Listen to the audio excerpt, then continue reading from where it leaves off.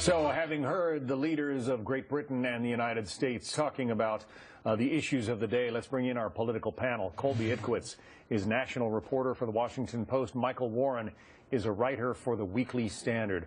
All of a sudden in this country, there is a great deal of concern about terrorism. According to the Pew Research Center, the top public policy priorities for 2015 for President Obama and Congress, terrorism now ranks at 76%. The economy, which is normally the #1 concern, stands at 75%. Michael, this is a president who just spent a long time talking about the scourge of terrorism and the troubles with Iran. Those are two issues that he bashed the Bush administration for its handling of. 6 years later, we're still talking about them, still trying to handle them. Exactly. In 2008, Barack Obama was running against the Bush administration and sort of the status quo on national security policy. You know, shift the paradigm away from this whole war on terror talk, pull troops out of Iraq and now Afghanistan, don't engage in this enhanced interrogation, and engage diplomatically with Iran. This is what he ran on, it's what he won on, and it's what we've had for the last 6 years. And I think you just look around the world and you see that the terror threat is as high as it's ever been, that our enemies are emboldened now, our friends are being attacked, and this Paris attack is a perfect example, and other allies of ours in the West. And I think these polls that are showing Americans are concerned about terrorism. There's this Fox News poll that shows people are not pleased with the way President Obama has been dealing with terrorist threats and ISIS, and they've been increasing their territory in Syria.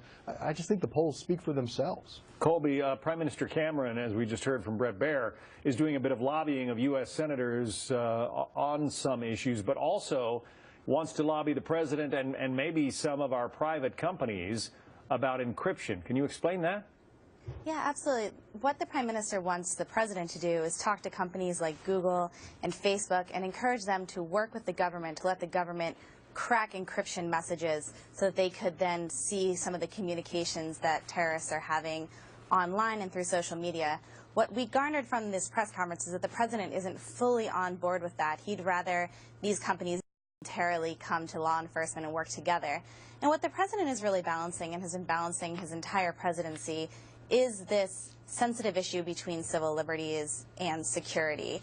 You mentioned the Pew Research. They also found in that same poll that more Americans, I think it's 49%, think that we have not gone far enough to protect ourselves, while 37% thinks we've gone too far. So what the Prime Minister wants to do and what the President wants to do, they seem to be talking different languages on that particular issue. Very quickly, look at a Fox News poll regarding President Obama's performance on terrorism. 39% say they approve, 53% say they disapprove. If he doesn't get his arms around this, Michael Warren, this could be one of the legacy issues of his presidency. Right, and this was asked about by one of those British journalists, specifically about the legacy of President Obama and David Cameron not engaging in Syria. I really think that the next 2 years, you know, President Obama doesn't really have much in the way going for his domestic agenda. There's really going to be a focus on foreign policy, and all of these attacks that we've seen recently, I think, just underscore how dangerous the world is. We're going to, I'm sorry, Michael, to interrupt. We have to leave it there. Truncated show.